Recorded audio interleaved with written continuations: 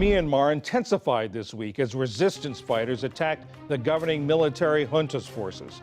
The United Nations estimates that nearly 18 million people need humanitarian aid as a result. The attack on the diplomatic convoy comes as ASEAN leaders prepare to hold a summit in Labuan Bajo tomorrow. Indonesian President Joko Widodo. Dozens of civilians, including women and children, have reportedly been killed in an airstrike in central Myanmar. Escalating violence in Myanmar, it is dominating talks at the ASEAN summit in Labuan Bajo. Bloc chair Indonesia says that the bloc is at a crossroad.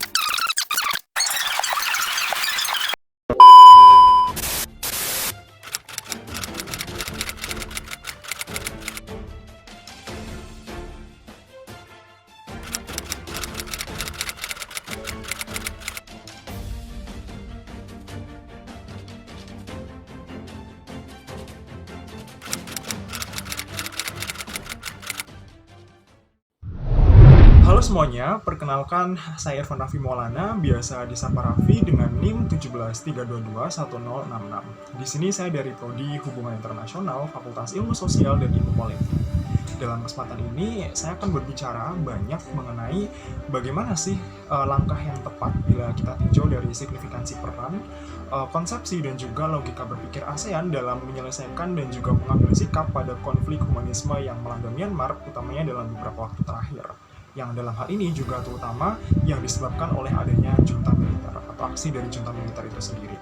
Nah, dalam hal ini, pilar yang akan saya gunakan untuk menganalisis itu adalah dengan kajian logika induktif yang ada pada kerangka filsafat ilmu, untuk kemudian nanti menganalisis langkah apa sih yang seharusnya bisa diambil ASEAN secara tepat dalam menangani kasus ini. Untuk uraian lebih lengkapnya, teman-teman bisa menyimak video berikut ini.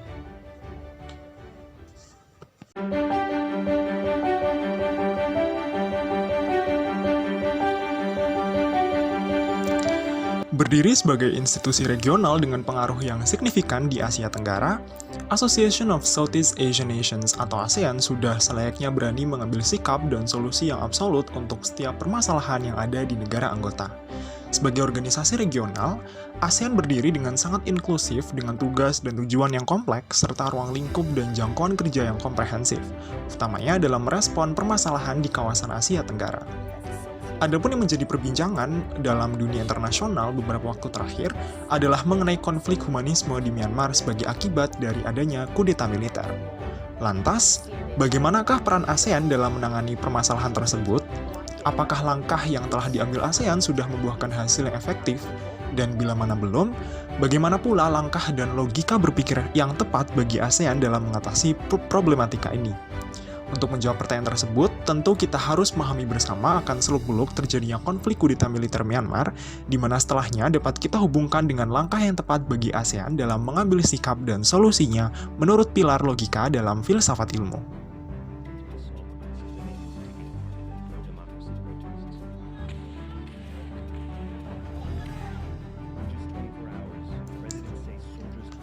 Sebagai gambaran singkatnya, Myanmar tengah mengalami konflik internal yang belum mendapat titik tengah hingga sekarang, di mana pada 1 Februari 2021 yang lalu, junta militer melakukan penahanan terhadap sejumlah aktivis demokrasi, Presiden U Win Myint, politisi Aung San Suu Kyi, dan sejumlah menteri kabinet, politikus oposisi, serta rekan jurnalis. Militer Myanmar yang dipimpin oleh Min Aung Hlaing mengambil alih kepemimpinan atas negara tersebut dengan mengumumkannya melalui stasiun televisi yang dikelola oleh pihak militer. Sebagai akar masalahnya, aksi ini terjadi atas adanya tindakan penolakan terhadap hasil pemilu yang dilaksanakan pada 8 November 2020, di mana Partai Liga Nasional untuk Demokrasi atau NLD berhasil memenangkan sejumlah 83 kursi di parlemen. Hasil pemilu tersebut lantas diklaim oleh pihak militer sebagai indikasi kecurangan, dan secara eksplisit mengatakan bahwa hasil pemilu yang keluar tidaklah sah, serta meminta untuk dilakukannya pemilu ulang. Atas aksi tersebut pula, hampir seluruh masyarakat di penjuru Myanmar lantas turun ke jalan guna menolak keras aksi kudeta militer tersebut dan menuntut dibebaskannya Aung San Suu Kyi. The daughter of a hero of the independence movement. But the first election, the first free election in decades was held in 2015, and perhaps the military didn't expect this, but Aung San Suu Kyi did incredible. Aksi ini lantas berimplikasi pada terbunuhnya ratusan orang dan ribuan lainnya telah ditahan di Myanmar sejak kudeta militer tanggal 1 Februari 2021. Militer Myanmar tetap bergeming dan menutup telinga dari berbagai seruan komunitas internasional dan organisasi masyarakat sipil. Bahkan, Assistance Association of Political Prisoners atau AAPP mengatakan bahwa masalah ini itu sudah tergolong dalam pelanggaran HAM yang sangat darurat serta membutuhkan tanggapan regional dan global yang cepat dan tegas. Oleh karenanya, berkaca pada permasalahan tersebut, apakah ASEAN hanya tinggal diam dan tidak berbuat apa-apa? Pada dasarnya, ASEAN sebagai organisasi regional itu telah mengambil sejumlah tindakan di mana langkah yang paling pertama adalah dengan menggelar sebuah pertemuan darurat ASEAN pada 24 April 2021 di Jakarta yang dihadiri oleh 7 perwakilan dari tiap-tiap negara ASEAN.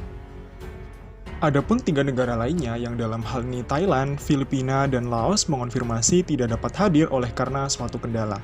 Dari pertemuan darurat tersebut, dihasilkanlah sejumlah 5 poin kesepakatan atau yang lebih dikenal dengan istilah 5-point consensus. Adapun 5 poin dalam konsensus ini diantaranya, yang pertama, kekerasan di Myanmar harus segera dihentikan dan semua pihak harus menahan diri sepenuhnya. Yang kedua, adanya dialog konstruktif di antara semua yang berkepentingan untuk memulai mencari solusi damai demi suara dan perlindungan hak rakyat. Yang ketiga, utusan Ketua ASEAN akan memfasilitasi media proses dialog dengan Sekretaris Jenderal ASEAN. Adapun yang keempat, ASEAN akan memberikan bantuan kemanusiaan melalui ASEAN Coordinating Center for Humanitarian Assistance on Disaster Management. Dan yang kelima, utusan khusus serta delegasi akan mengunjungi Myanmar untuk bertemu dengan semua pihak terkait. Akan tetapi, selang 2 hari semenjak disepakati bersama, konsensus ini justru disebut gagal karena junta militer Myanmar malah semakin meningkatkan serangannya kepada warga sipil alih-alih menghentikannya. Ketidakefektifan implementasi konsensus tersebut tentu menuntut ASEAN untuk memutar otak dan mencari solusi logis lainnya dalam membantu mengatasi konflik humanisme ini. Bila menilik pada pilar logika dalam kerangka filsafat ilmu, peran dan langkah ASEAN dalam menangani kasus ini sejatinya dapat dianalisis berdasarkan konstruksi logika induktif.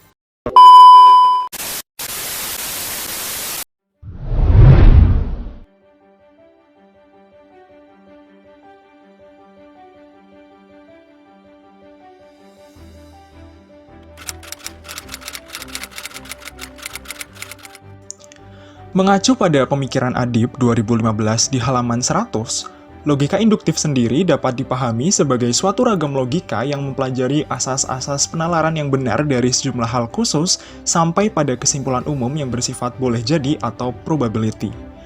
Hal-hal khusus di sini dapat diinterpretasikan dengan fenomena dan permasalahan kompleks yang ada di Myanmar antara pemerintahan demokratis, rakyat sipil, dan juga junta militer. Adapun langkah-langkah strategis yang akan diambil oleh ASEAN untuk kedepannya dapat dianalogikan sebagai kesimpulan umum atau probabilitas. Konsepsi logika induktif dalam filsafat ilmu tersebut sejatinya dapat menjadi pijakan bagi ASEAN untuk berpikir rasional dan merumuskan langkah yang tepat dalam mengatasi konflik HAM di Myanmar ini. Selaras dengan hal tersebut, ada sejumlah strategi yang harus diambil oleh ASEAN guna menyelesaikan konflik ini. Sebagai yang pertama adalah dengan membuat prinsip non-interferensi menjadi lebih fleksibel lagi, utamanya dalam hal konsensus dan kedaulatan nasional, sehingga ASEAN diharapkan dapat mengambil sikap yang lebih berani dalam isu junta militer Myanmar ini. Adapun yang kedua, ASEAN diharapkan dapat mengajukan inisiatif diplomatik dengan pendekatan dialogis dan komunikasi komprehensif bersama dengan junta militer guna mencari titik tengah dengan menjunjung tinggi prinsip dan etika demokrasi dan bukan untuk mencampuri secara utuh dan menyeluruh akan permasalahan internal yang ada di Myanmar. Selaras dengan langkah logis kedua itu, untuk yang ketiga, ASEAN juga harus mampu membangun dan mengonstruksikan dialog dengan masyarakat sipil di Myanmar, serta negara anggota ASEAN lainnya dalam ranah yang lebih intim, tertutup, namun tetap terbuka. Nah, dialog tersebut itu dapat dilakukan dengan bantuan teknologi digital ataupun dengan membangun pusat komunikasi dan konsultasi langsung di Myanmar.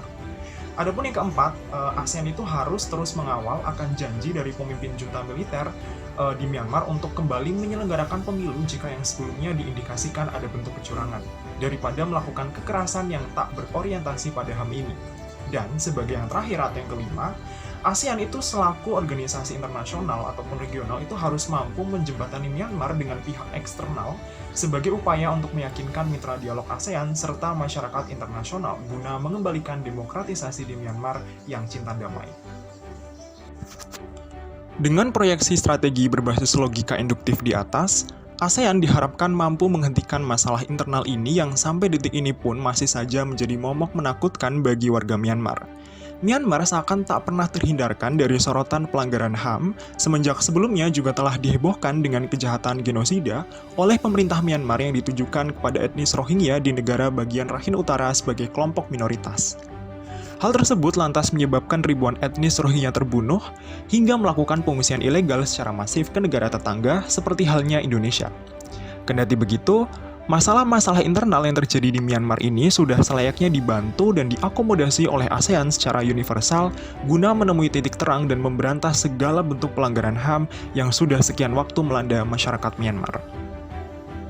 Sebagai penutup, dapat kita simpulkan bersama bahwa pendekatan logis dan bentuk kreativitas lain harus mulai dicari oleh ASEAN sebagai langkah nyata dalam menemukan titik terang dalam isu humanisme Myanmar ini, yang dalam hal ini juga dapat dianalisis melalui kajian logika dalam kerangka filsafat ilmu, lebih tepatnya dengan menggunakan logika induktif. Sekian yang dapat saya sampaikan, terima kasih. Wassalamualaikum warahmatullahi wabarakatuh.